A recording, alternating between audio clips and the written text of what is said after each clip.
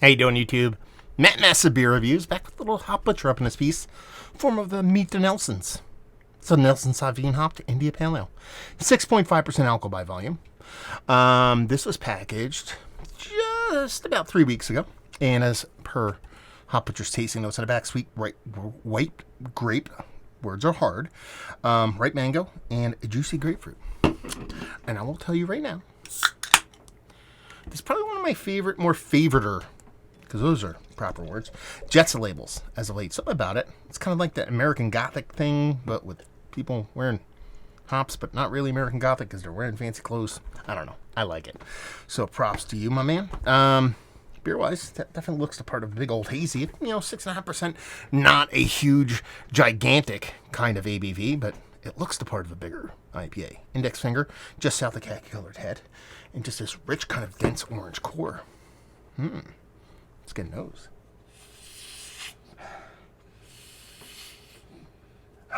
That smells awesome.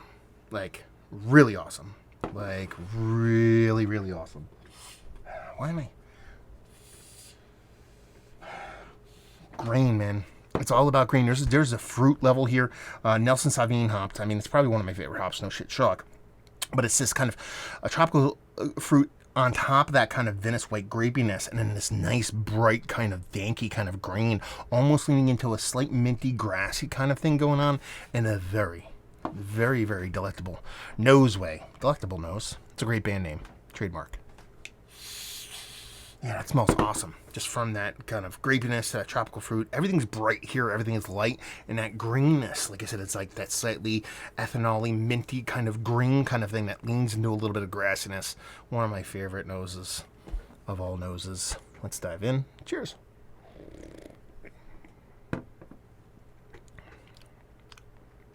That's delicious.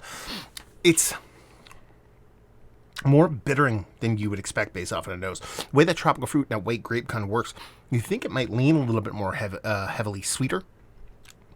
And while it is a hazy IPA, there is a sweetness here. There's a surprising level of bitterness to this beer.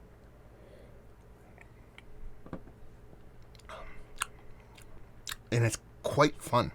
Finish is almost dry. There's a lingering sweetness, but there is this kind of bitterness and dryness from the yeast that kind of combine to kind of dry the beer out towards the end.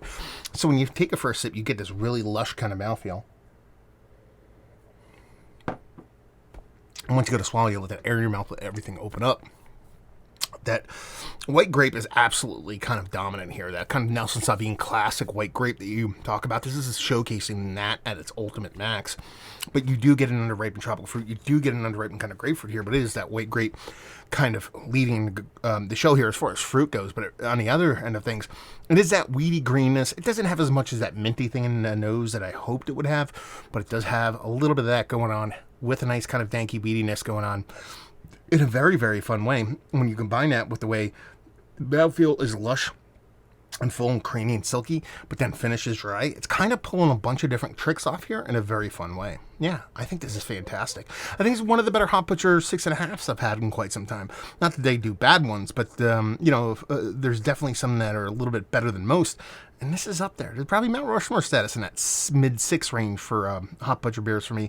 And just honestly, a really just great beer to drink. Especially from the hazy standpoint. If you're looking for that kind of impact, this drink's more like 7.5, pushing 8% than 6.5. So if you're in my camp, you're that soapboxer that likes their beers to drink bigger than the actual the ABV. A lot of these beers that are 8% drink smaller than this. This is something that has an impact both hop and fruit wise, makes you think of something bigger. If you dig that, you're gonna love this. So yeah, Mount Rushmore status on that Hop Butcher mid-6 range. As far as just plain hazies go, it's definitely up there, if not even towards the top, if not in. That's how much I dig this beer. Value and availability on a sucker, no idea. Hop Butcher, please, Chicagoland, let me know what's what, and leave you with, if you like what we like this beer. If you like hazies and you don't like the super high ABV ones, you're not afraid of a little bit of bitterness, and man, it's like well done beer. Because that's what it is. It's just well done beer. If you dig that, you'll dig this. There you go. Review in the books. Hopefully you guys enjoyed it. Down there if you want to talk about it. Massive Beers if you want to check me out doing the social media stuff. Beer Massif if you want to check me out doing the whole podcasting thing. And hopefully you guys enjoyed the review. Hopefully you're enjoying a little bit of Hop Butcher right now. Hope to see you next time. Cheers.